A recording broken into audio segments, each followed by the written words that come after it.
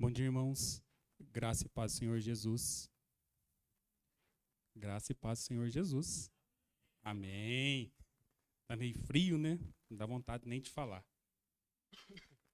Antes de iniciarmos, dois avisos aqui que eu vou passar para os irmãos. Lembrando que nessa próxima sexta-feira, o encontro da MCM, às 19h30, aqui no templo da igreja mesmo.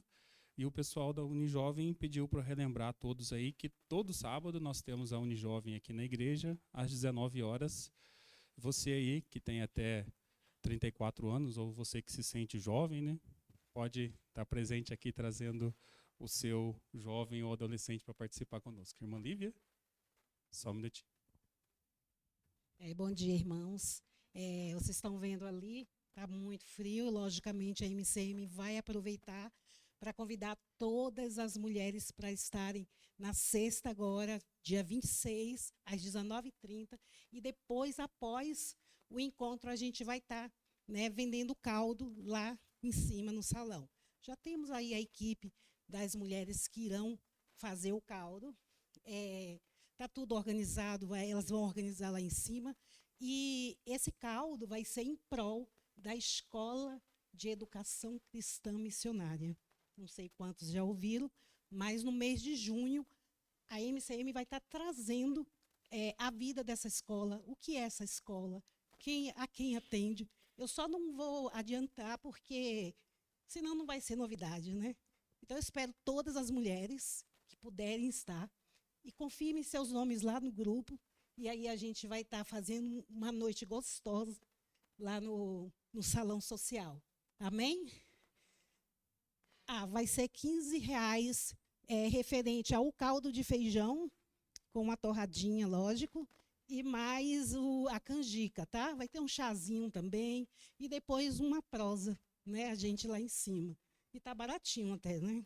Tá um preço acessível, irmãos, tá bom? Espero cada irmã lá em cima, tá bom? Deus abençoe. Lembrando os irmãos ainda que todas as mensagens expostas aqui na nossa igreja, elas estão lá no nosso canal do YouTube, pibpozoalegre.com.br, e você pode acessar lá a qualquer momento e assistir. Aí tu faz todo aquele procedimento lá que vocês já conhecem, né? Ativa o sininho, se inscreve e vai estar lá. No próximo domingo, nossa igreja vai estar fazendo aniversário, então os cultos serão todos direcionados aí ao aniversário da igreja. Vai ter esse pastor aí convidado, o pastor Sandro Ferreira, que vai estar no sábado e no domingo, de manhã e à noite, fazendo as pregações aqui, ok? Então, sem mais delongas, vamos abrir nossas Bíblias no livro de Atos, no seu capítulo 2. Atos 2, nós vamos ler de 41 ao 47.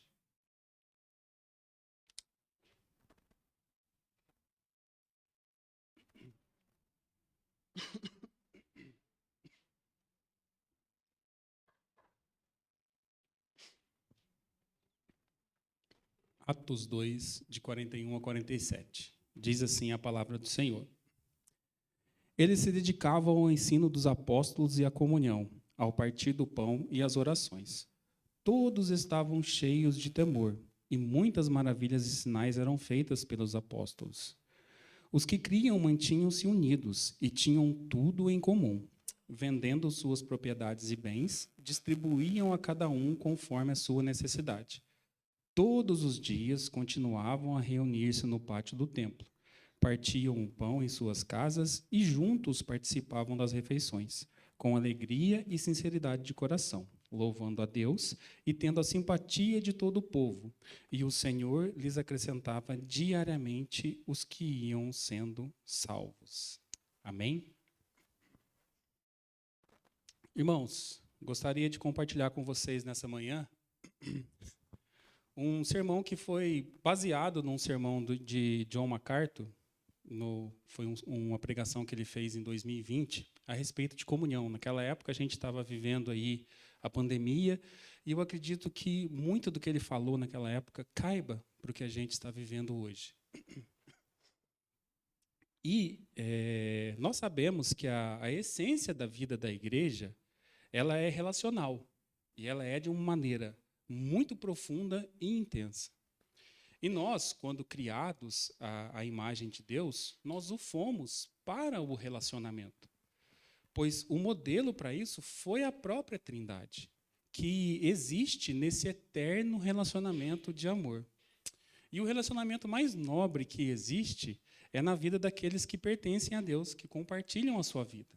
Então, nós que somos salvos em Cristo Jesus, esse relacionamento que existe entre nós, essa comunhão que existe entre nós, ela é de uma nobreza assim muito grande. Ela é quase que incomparável. Lá em João, no capítulo 1, no verso 14, diz que aquele que é a palavra tornou-se carne e viveu entre nós. Cristo Jesus veio como homem aqui para a terra e viveu em nosso meio, e depois ele enviou o Espírito Santo para ser o nosso Consolador. E não apenas para viver conosco, mas também em nós. Nós somos templos do Espírito Santo. Todos nós somos um em Cristo Jesus. O apóstolo Paulo, escrevendo aos Efésios, no capítulo 4, nos versos 15 e 16, ele diz assim: antes, seguindo a verdade em amor, cresçamos em tudo naquele que é a cabeça, Cristo. Dele todo o corpo, ajustado e unido pelo auxílio de todas as juntas, cresce e edifica-se a si mesmo em amor, na medida em que cada parte realiza a sua função. Então, nós somos o corpo de Cristo aqui na terra. E conforme o próprio texto diz, ele é a cabeça. É a vida dele que está em nós e nos une espiritualmente no seu amor, ou através do seu amor. Ainda uma outra citação de Paulo, lá na carta aos Gálatas, no capítulo 3, no verso 28, ele diz assim: não há judeu nem grego, escravo nem livre, homem nem mulher, pois todos são um em Cristo Jesus. E ainda Filipenses 2, de 1 a 5, Paulo diz assim: se por estarmos em Cristo nós temos alguma motivação, alguma exortação de amor, alguma comunhão no Espírito, alguma profunda afeição e compaixão, completem a minha alegria, tendo o mesmo modo de pensar, o mesmo amor, um só Espírito e uma só atitude. Nada façam por ambição egoísta ou por vaidade, mas humildemente considerem os outros superiores a si mesmos. Cada um cuide não somente dos seus interesses, mas também dos interesses dos outros. Seja a atitude de vocês igual à mesma de Cristo Jesus. Olha o que Paulo falou. Para que nossa atitude seja a mesma de Cristo Jesus. E que atitude foi essa? Se a gente avançar nos versos 6 e 7 desse mesmo texto que nós lemos aí, de Filipenses 2, o verso 6 diz que, embora sendo ele Deus, não considerou que o ser igual a Deus era algo a que devia pegar-se. E o verso 7, mas esvaziou-se a si mesmo, vindo a ser servo, tornando-se semelhante aos homens. O próprio Deus, o próprio Cristo, ele se esvaziou de si mesmo. Ele não considerou que ele era Deus. Ele se considerou assim como nós, e veio a ser nosso servo. E viveu aqui compartilhando a sua vida conosco. E é exatamente isso que nós devemos fazer. Então, como eu disse no início, a vida da igreja é relacional. E o cristianismo também é relacional. E também, da mesma maneira, de uma forma muito intensa e espiritual. E assim deve ser a vida da igreja, do corpo de Cristo aqui na terra. Uma comunhão visível, espiritual, intensa e profunda. Uma das coisas mais preciosas que nós temos é a comunhão com os irmãos em Cristo. O Salmo 133, dígito 1, diz assim: como é bom e agradável quando os irmãos convivem em união. É uma verdade muito grande nessa frase, no que o salmista disse. É muito agradável, é muito bom a gente estar aqui reunidos em Cristo Jesus, como o corpo dele aqui na terra, sabendo que nós somos salvos e que nós estamos aqui por conta do amor que ele demonstrou a nós. Existiu um pastor, é provável que muitos conheçam, Dietrich Bonhoeffer, Ele nasceu em 1906 e morreu em 1945. Foi aí capturado pelo nazismo, passou por vários campos de concentração e foi morto em 1945. E ele escreveu um livro que se chama Vida Juntos e fala justamente de comunhão. Em uma das passagens desse livro, ele diz o seguinte: a presença física de outros cristãos é uma fonte de alegria e força incomparáveis para o crente. Um sinal físico da presença graciosa do Deus Trino. Quão inesgotáveis são as riquezas que se abrem para aqueles que, por vontade de Deus, têm o privilégio de viver na comunhão diária da vida com outros cristãos. Quem tem esse privilégio, agradeça a Deus de joelho e declare que é graça, nada mais que graça, que nos seja permitido viver em comunhão com os cristãos. É graça de Deus sobre nós, irmãos. Estarmos aqui, podermos participar um da vida do outro, carregar o fardo um do outro, dobrar os nossos joelhos em função das mazelas do outro. E na nossa semana de oração, a gente vinha aqui, ouvir os pedidos, os agradecimentos que os nossos irmãos têm a fazer e nos colocar juntamente com eles aqui em oração. Então, isso é comunhão, isso é viver a igreja de Cristo aqui na terra. E essa é a nossa identidade, e ela é única.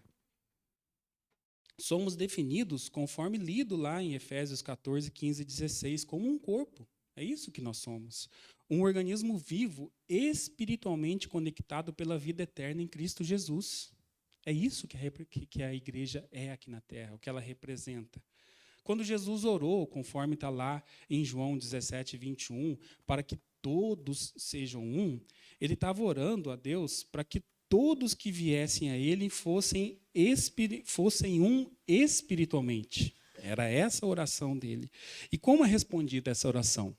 De que maneira que nós, enquanto cristãos, enquanto igreja aqui na terra, respondemos a essa oração que Cristo fez ao Pai? Através da igreja sendo o corpo de Cristo. E nós vamos ser um corpo estando conectados, estando unidos, cada um aqui desenvolvendo a sua função, através da nossa comunhão. Nós fomos criados para viver uma vida compartilhada, em todos os seus aspectos. Essa é a nossa essência em Cristo. Isso é comunhão. Essa é a igreja. O verbo comunhão, no grego koinoneu, se é que eu pronunciei corretamente, que se os irmãos não sabem, eu não falo grego, tá? Ele é usado 8 vezes no Novo Testamento. E em 7 deles ele é traduzido como compartilhar. E em uma delas é traduzido como participar. E a sua forma substantiva, a koinonia, ela aparece cerca de 30 vezes e nos traz a mesma ideia de compartilhamento, de participação. E, de fato, esse verbo ele descreve uma parceria. Né? Você comunhar, você viver, você compartilhar, e participar da vida de outra pessoa, isso traz aquele sentido de parceria entre as pessoas. E às vezes, essa forma substantiva, ela é traduzida também como compartilhamento, contribuição, parceria, participação. Mas a ideia aqui que os autores querem trazer quando eles trazem esse verbo, ou essa forma substantiva desse verbo, é de uma dependência mútua para nos vincularmos como parceiros, com uma vida comum e uma causa comum. Né? E a nossa causa aqui é viver em comunhão, viver o amor de Cristo e pregar o evangelho dele. É essa a nossa causa comum aqui. E sermos definidos como um corpo de Cristo aqui na terra é a maneira mais intensa de descrever a dependência da comunhão da igreja. E vamos ser francos, irmãos, aqui uns com os outros. Será que essa é realmente a visão evangélica da igreja nos dias atuais? Alguém respondeu um não aqui, né? Será que essa é a visão evangélica das igrejas atuais? Não estou falando só da nossa igreja local, mas da igreja como um todo aqui na terra, né? Será que nós estamos vivendo isso? Eu acredito que não. Assim, acho que foi a Nani que respondeu, né? Aliás, nós estamos, parece que, indo na contramão disso aqui.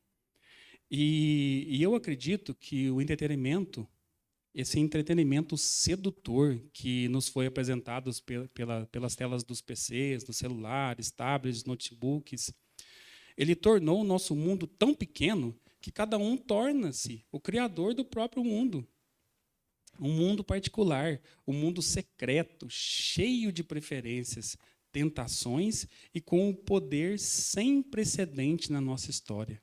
É isso que a gente tem acesso nas nossas mãos através da tecnologia que nos foi apresentada. E o smartphone, infelizmente, ele se tornou o dispositivo mais egoísta já inventado pelo homem. Talvez não fosse essa a intenção de quem o criou, que tornasse a humanidade tão egoísta como ela se tornou. Mas nós, partindo da nossa essência, que é má, tornamos esse dispositivo tão benéfico em algo que está se tornando tão maléfico, né? Então, a gente está vendo aí tanta coisa disseminada, tanta maldade sendo disseminada pelas redes sociais, por esse meio, e nós estamos também criando o nosso mundo particular através dos nossos smartphones. Então, a tecnologia ela trouxe às nossas mãos um mundo super acessível, visual e privado, que nunca tínhamos imaginado. E onde é possível a gente escolher quem possa ou não fazer parte desse mundo. Lá na sua rede social, no seu Instagram, no seu Facebook, no seu Twitter ou tantas outras que existem aí, você aceita quem você quer. Vem lá um fulano de tal, te pede uma amizade, você olha para a lata dele, não vou com a cara desse cara, não vou aceitá-lo.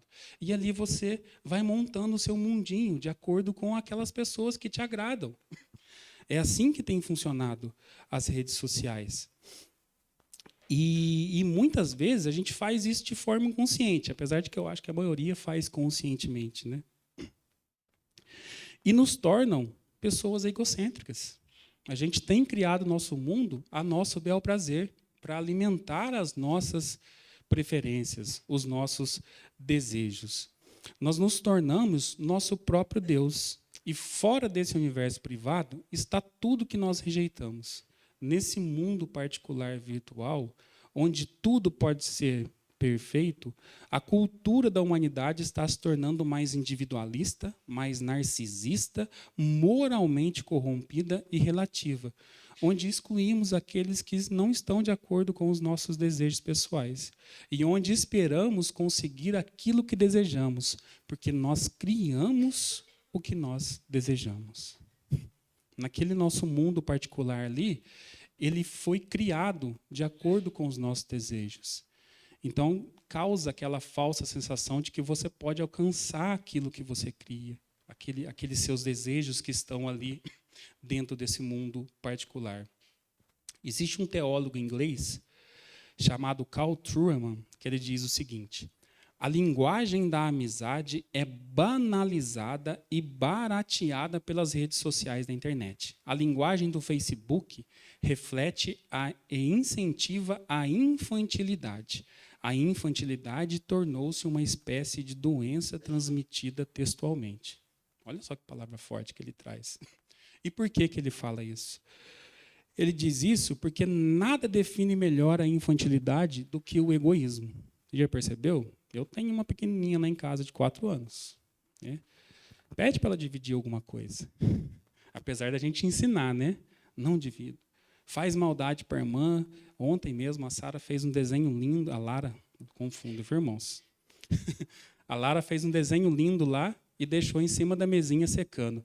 A Sara foi e pintou inteirinho o desenho.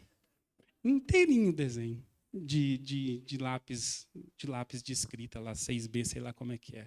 Aí a Lara ficou brava com ela. A gente fala, você fez coisa errada, vai lá, pede perdão para tua irmã. Não pido, de jeito nenhum. E sai correndo.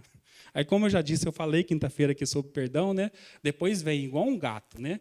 Passando entre as pernas assim, se esfregando, lambendo, beija, abraça, mas a palavra perdão não sai da boca de jeito nenhum. Mas mostra, né, a egocentricidade, né, o quanto o egoísmo ele caracteriza a infantilidade. E é isso que está acontecendo, né, conforme Carl Trueman disse aí. Nada define melhor a infantilidade do que o egoísmo. E, infelizmente, nós estamos vivenciando uma infantilização da igreja. De fato, a igreja se tornou uma ferramenta para satisfazer o egoísmo das pessoas. Ninguém está indo nas igrejas mais para servir, para buscar ajudar o irmão. As pessoas vêm na igreja, elas querem receber, querem ouvir a palavra, querem se sentar ali, não se comunicar com ninguém, ouvir o que elas têm para ouvir. Se foi de acordo com o que elas desejavam, elas vão aplicar na vida e vão embora. Se não, elas vão permitir que entre por ouvido e que saia pelo outro e vão procurar outra igreja que atenda às minhas necessidades. Infelizmente, a gente tem visto isso acontecer hoje na igreja pós-moderna. E, infelizmente, a igreja, nesse contexto, ela é vista como desnecessária e não essencial, porque todos podem criar sua própria religião a partir do individualismo. E, culturalmente, a nossa sociedade ela quer privacidade, conveniência, anonimato, autorrealização e não quer nem saber de compromisso e responsabilidade. Quer um lugar melhor para você ter autorrealização, para você ter conveniência, às vezes, se quiser anonimato do que as redes sociais, você cria o que quer, da maneira que você quer, de acordo com a sua conveniência. Você expõe às pessoas lá uma vida que muitas vezes não é a que você vive. Né? Tu está lá sorrindo, feliz da vida, mas por dentro tu está se acabando, necessitando de ajuda e não se abre, não vive em comunhão com as pessoas, não busca ajuda. Infelizmente, é assim que está vivendo a nossa sociedade hoje. Então, desta forma, meus irmãos, a vida na igreja ela é vítima desse padrão criado que é extremamente sedutor. Garanto que você já ouviu falar a seguinte frase: é difícil encontrar uma igreja que eu goste. Você deve ter ouvido alguém falar isso, né? Eu não vou lá porque eu não gosto. E por que as pessoas dizem isso, né? Porque as pessoas elas querem uma igreja onde tem as músicas que elas gostam, onde tem as mensagens que elas querem, onde todas as pessoas e amigos que estão presentes, eles sejam de acordo com aquele padrão que ela criou. Que essas pessoas elas ajam de uma maneira que lhe agradem. Então, é por isso que as pessoas têm falado muito essa frase, né? Eu não vou na igreja porque eu não encontro uma igreja que eu goste. E a gente não está aqui para se agradar do que aqui acontece, porque a nossa vinda aqui não é para o nosso bel prazer. A gente vem aqui para louvar o nosso Deus, para adorar o nosso Deus, para aprender da palavra dele, para pegar o evangelho lá fora, independentemente da pessoa que está do nosso lado. Né? Se é o Marcelo que está cantando, se é o Lucas Carneiro, se é a Nani, ou se é outra pessoa. Não gosto do Lucas Lomelino tocando bateria, que ele faz muito barulho, né? A guitarra do Tony está desafinada. Não está não, viu, irmão? Tá show. E a gente fica procurando empecilho. Né? Eu não gosto daquele irmão lá, porque o cabelo dele é esquisito, não me agrada. Né? O pastor fala muito duro, a palavra dele é muito pesada para mim. E a gente vai procurando empecilho para não estar aqui em comunhão. E por que as pessoas elas procuram, elas estão nessa busca incessante por uma igreja? Né? Porque numa igreja real, é muito provável que essa pessoa ela precise enfrentar um inimigo ou precise enfrentar alguém que esteja fora do padrão do mundo criado por ela mesma. E terão que ouvir mensagens que a desagradam. Tem muita mensagem que a gente ouve aqui que dói, irmãos. A paulada é forte, não é? Que toca lá no fundo do coração, que você olha assim, poxa vida, não estou fazendo nada disso que está escrito na Bíblia. Que cristão horrível que eu sou. Mas são necessárias. A gente tem que estar aqui para ouvir não só uma palavra que nos agrade, que nos dê força, que nos coloque para cima. Isso aqui não é um local de autoajuda. As mensagens que são aqui ministradas não são para te colocar para cima. Aqui é pregada a palavra do Senhor. É aquilo que nós temos que fazer enquanto cristãos. Aqui é pregada a missão da igreja. Então, muitas vezes, nós não vamos nos agradar do que a gente vai ouvir aqui. Conforme o pastor fala, né? Se Pedro fosse pastor dessa igreja aqui, uns 102% dos cristãos não iam estar mais aqui presentes. porque se a gente for ler as coisas que Pedro fala, é pesado. Pedro, João falam na lata ali o evangelho puro e simples, né? E infelizmente as pessoas não estão buscando isso hoje em dia. E quando nós agimos dessa forma individualista, a gente perde o poder dominante da palavra de Deus e descartamos relacionamentos que poderiam ser vividos num nível mais dinâmico, mais intenso e poderoso, de uma forma mais genuína. É isso que a gente perde quando a gente não vive na igreja real. E estar separado, isolado, como tem ocorrido ultimamente aí, principalmente depois da pandemia, pode funcionar muito bem para muitas pessoas, mas não funciona para a igreja verdadeira. A igreja verdadeira ela tem que se reunir, ela tem que estar vivendo em comunhão. Até porque a igreja verdadeira ela é necessária na vida do cristão, porque nós precisamos uns dos outros. A gente não consegue viver um sem o outro. Isso é fato. E quando nos mantemos separados, nós prejudicamos a nossa vida, o nosso crescimento e o nosso testemunho. Infelizmente, é isso que acontece. O cristianismo e a igreja, eles não são individualistas. A base da nossa comunhão, ela é espiritual e é divina. Quer ver? 1 João 1,3 diz assim: nós lhes proclamamos o que vimos e ouvimos, para que vocês também tenham comunhão conosco. Nossa comunhão é com o Pai e com o seu Filho Jesus Cristo. Olha com quem que é nossa comunhão, irmãos. Além de ser entre nós mesmos, ela é espiritual, é com o Pai e com o Filho. É com o Deus Trino. Então, vai além disso que a gente enxerga, que ela vai além dos defeitos e qualidades que a gente enxerga nas pessoas que estão ao nosso lado. Nossa comunhão é a comunhão daqueles que estão conectados ao Pai e ao Filho. Ou seja, a salvação é a base da nossa comunhão. E foi por isso que Jesus orou lá em João 17, 20 e 21, quando ele diz: minha oração não é apenas por eles, rogo também por aqueles que crerão em mim, por meio da mensagem deles, para que todos sejam um, Pai, como tu estás em mim e eu em ti, que eles também estejam em nós, para que o mundo creia que tu me enviaste. E também Paulo, escrevendo a 1 Coríntios 6,17, diz: mas aquele que se une ao Senhor é um espírito com ele. A nossa ligação com o Senhor é espiritual, é profunda, é genuína.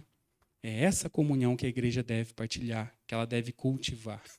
A comunhão é a ligação daqueles que verdadeiramente possuem a vida de Deus, concedida pela fé em Cristo Jesus. É uma comunhão com a Trindade e com todos os outros crentes. Essa é a nossa irmandade e ela é eterna. Amém, irmãos? Ela é eterna. Olha para o irmão do teu lado aí, e se a nossa esperança ela for confirmada, né, se nós formos viver na glória, é com ele que tu vai viver eternamente aí, né? Com todos os defeitos, com todas as qualidades, mas é com ele, porque essa ligação é eterna. A ligação dos salvos é para sempre, em nome de Jesus, né? Em João 14, 23, diz assim: respondeu Jesus: se alguém me ama, guardará a minha palavra, meu Pai o amará. Nós viremos a ele e faremos nele morada. Essa é uma palavra extremamente objetiva. E crer no Evangelho de Jesus Cristo e ser redimido nos insere nessa comunhão. Porque ele faz morada em nós. A palavra é objetiva. Jesus foi objetivo nessa palavra que ele deu. Então, quando nós nos convertemos, ele vem, faz morada em nós e nós passamos a fazer parte dessa comunhão entre os crentes aqui na terra. Paulo, escrevendo a 1 Tessalonicenses 4:9, diz assim: quanto ao amor fraterno, não precisamos escrever-lhes, pois vocês mesmos já foram ensinados por Deus a se amarem uns aos outros. E se há algo que marca a comunhão entre os cristãos, é o amor comum que nós temos uns pelos outros. Todos nós estamos ligados pelo amor de Deus uns aos outros. Toda pessoa genuinamente convertida, ela tem direito a essa comunhão que a igreja vive aqui na terra. E o que se espera é que ela desfrute dela juntamente com os outros crentes, independentemente da sua formação, da sua condição financeira, da sua capacidade intelectual, da sua posição social, porque a base da nossa comunhão é a salvação, como eu já havia dito. E João deixa isso de uma forma muito esclarecida na sua primeira carta, 1 João 1, de 5 a 7, quando ele diz assim: essa é a mensagem que dele ouvimos e transmitimos a vocês. Deus é luz, nele não há treva alguma. Se afirmamos que temos comunhão com ele, mas andamos nas trevas, mentimos e não praticamos a verdade. Se, porém, andamos na luz, como ele está na luz, temos comunhão uns com os outros. Então é isso. Se a gente diz que é convertido, se a gente diz que anda na luz, obrigatoriamente a gente tem comunhão. A gente dizer que é cristão, falar que vive o amor de Cristo e não viver em comunhão com o nosso irmão. Essa é uma característica viva da Igreja de Cristo aqui na Terra. Citando mais uma passagem de Bonhoeffer, ele diz o seguinte: sou irmão de outra pessoa através do que Jesus Cristo fez por mim e para mim. A outra pessoa se tornou um irmão para mim através do que Jesus Cristo fez por ela e para ela. O fato de sermos irmãos somente através de Jesus Cristo é de um significado incomensurável. Não é o que um homem é em si mesmo como cristão, que é a base da comunhão. Sua espiritualidade ou piedade constituem a base da nossa comunhão.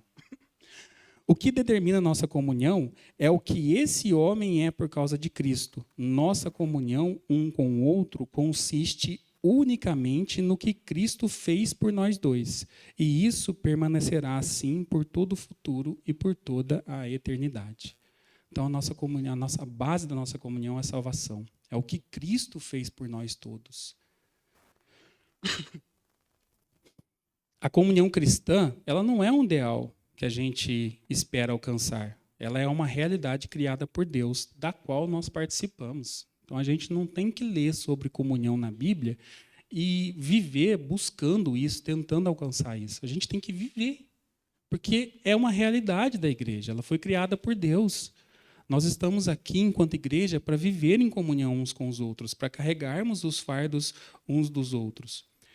E agora, se a gente olhar para o texto que nós lemos no começo aí, lá de Atos 2, quando a igreja nasceu, Atos 2, pode colocar a partir do 40 aí, o Emanuel.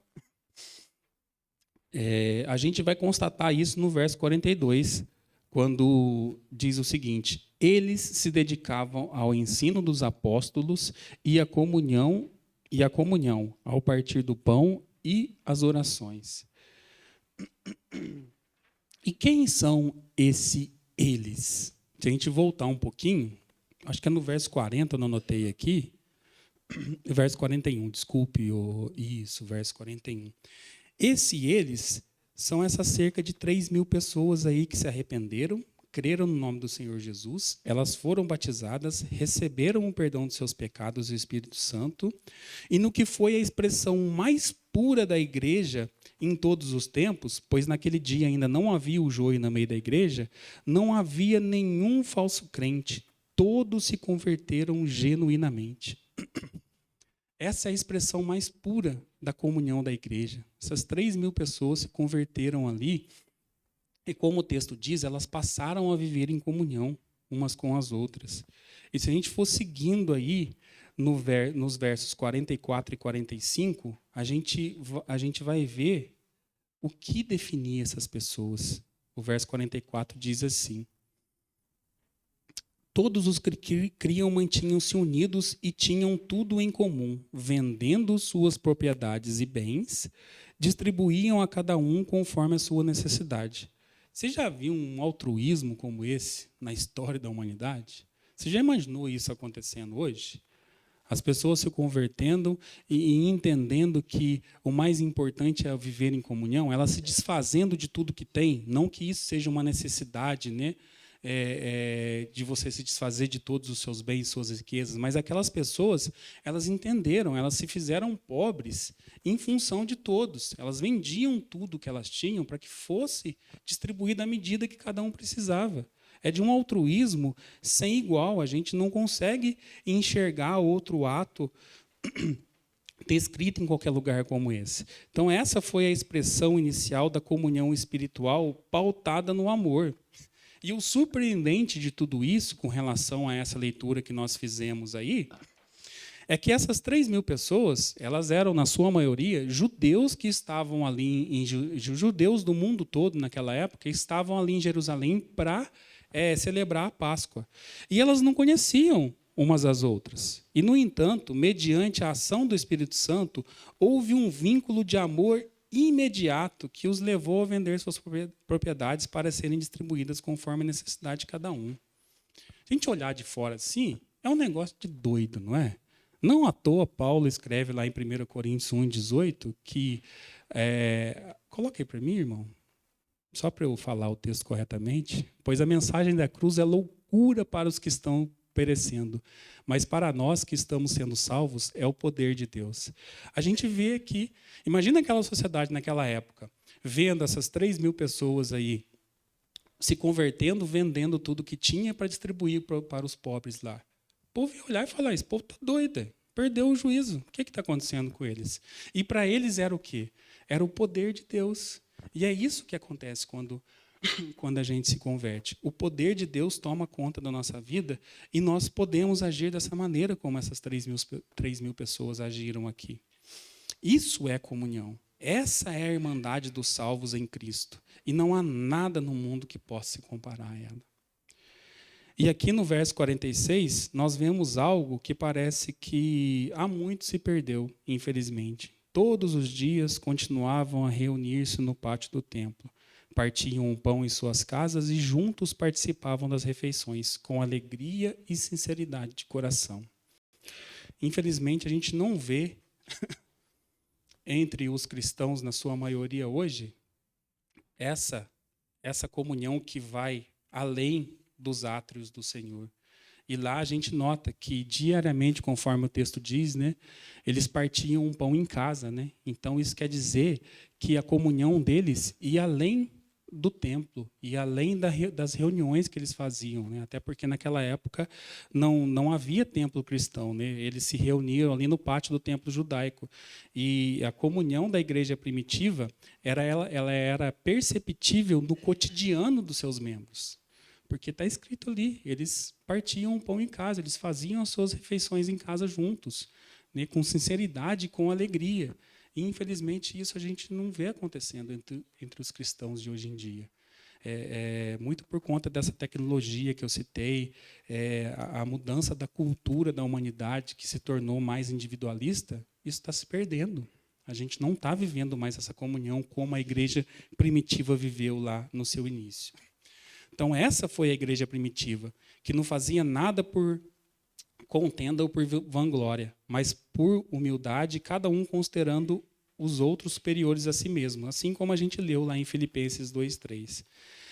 Infelizmente, a igreja evangélica contemporânea, ela está repleta de um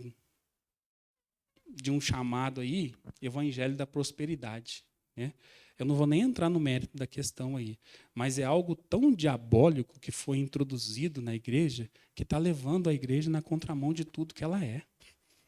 Porque isso vem a calhar naquilo que a gente falou, que essas igrejas estão trazendo pessoas para si, estão aumentando em número, pessoas que estão buscando algo para si próprias. Né? Estão servindo a Deus por algo em troca, por crescimento financeiro. Acho que eu posso falar, essa maldita dessa teologia da prosperidade, né? Que nada acrescenta ao cristão verdadeiro. E se alguém está procurando na igreja o que possa dela obter, essa pessoa não entendeu o que é a igreja. E, provavelmente, essa pessoa não entendeu a mensagem do Evangelho. Porque uma vez que a gente ouve o Evangelho, a gente não se torna pessoas egocêntricas, pelo contrário. O Evangelho ele faz de cada um de nós alguém centrado em Cristo. É isso que o Evangelho faz nas nossas vidas. E caminhando aí para a nossa conclusão, irmãos, eu gostaria de trazer aqui 5 benefícios da vida em comunhão. O primeiro deles é o encorajamento. Lá em Hebreus 10, 25, diz assim: não deixemos de reunirmos como igreja, segundo o costume de alguns, mas encorajemo-nos uns aos outros, ainda mais quando vocês veem que o dia se aproxima. E parece que está próximo, né? Naquela época, os apóstolos já achavam que a volta do Senhor seria por aqueles dias ali. Imagina nós agora, mais de 2000 anos depois. E a gente está vendo que está bem próximo. Então, a gente deve se encorajar a nos reunir aqui enquanto igreja. Segundo benefício, crescimento.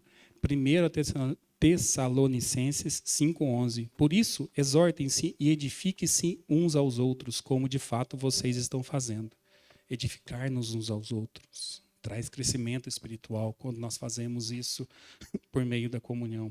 Terceiro, você vai receber o auxílio e ter a oportunidade de auxiliar o seu irmão. Gálatas 6:2. Levem os fardos pesados uns dos outros e assim cumpram a lei de Cristo. Olha que espetáculo, que maravilha. Quarto, você vai se fortalecer. Provérbios 27:17. Assim como o ferro afia ferro, o homem afia o seu companheiro. Então você vai ser fortalecido quando você vive uma comunhão genuína com o seu irmão. E também a comunhão, ela vai gerar amor, conforme João 13:35. Com isso todos saberão que vocês são meus discípulos, se vocês se amarem uns aos outros. O amor é um fruto da vida da igreja em comunhão. Como é que a gente conclui tudo isso, irmãos? A comunhão cristã é um exercício de partilha. Por meio dela, nós transmitimos uns aos outros a graça de Deus manifestada em Cristo Jesus. A comunhão é o meio pelo qual expressamos o amor vindo de Cristo ao mundo. Quando as pessoas perceberem o amor que temos uns pelos outros, elas serão fortemente tocadas pelo amor de Deus, pelo poder de Deus. Nas celebrações de hoje, de domingo, de manhã e à noite, nós temos a comunhão com a igreja no Espírito. Entretanto, durante a semana, a gente pode ter a oportunidade de desfrutar da vida da igreja e da comunhão com nossos irmãos de forma prática, íntima e genuína. Então, a gente deve se esforçar, meus irmãos, para estarmos em comunhão além dos átrios da casa do Senhor, ou em eventos organizados pelas igrejas locais, para vivermos aquela comunhão vivida lá pela igreja primitiva, que podia ser vista a olho nu por todos os que não estavam inseridos naquele meio, para que desta forma nós cumpramos a palavra do Senhor e sejamos um assim como o Pai em Cristo é, para que o mundo creia que foi Deus quem enviou Jesus e o reconheça como seu único e suficiente Salvador. Eu acho que ainda cabe um último texto aqui, dito por Jesus, lá em Lucas, capítulo 9, verso 23, quando ele fala assim: Jesus disse a todos: se alguém quiser acompanhar-me, negue-se a si mesmo, tome diariamente a sua cruz e siga-me. A comunhão, em algum momento, ela vai exigir isso de você. Ela vai exigir que você negue as suas preferências, os seus desejos, o seu conforto. Ela vai exigir que você acorde de madrugada, ore pelo teu irmão, que você abra a mão em algum momento para oferecer uma ajuda financeira. Ela vai exigir que você negue um pouco de si. Então, tentemos agir assim, como Jesus fez, que negou a sua glória lá no céu, veio aqui viver como homem e nos ensinou como a igreja deve viver, partilhando, participando um da vida do outro e vivendo uma genuína, intensa e profunda comunhão. Amém? Vamos colocar de pé, vamos orar. Santo Deus, graças te damos, Senhor, por termos ouvido a tua palavra. Obrigado pelos irmãos que aqui se reuniram nessa manhã, que deixaram o conforto de suas casas para aprender um pouco mais a seu respeito, Senhor. Nós te pedimos que a tua palavra faça sentido aos nossos corações e às nossas mentes, Senhor, e que nós possamos viver como uma igreja primitiva, uma comunhão genuína, onde possamos de fato carregar os fardos uns dos outros, Pai. Nos leve para casa em segurança e nos permita ter um domingo agradável na tua presença. Nós oramos agradecidos em nome de Jesus. Amém. Dá um abraço na pessoa do teu lado aí e deseja a ela a paz do Senhor. Irmãos, antes de vocês irem,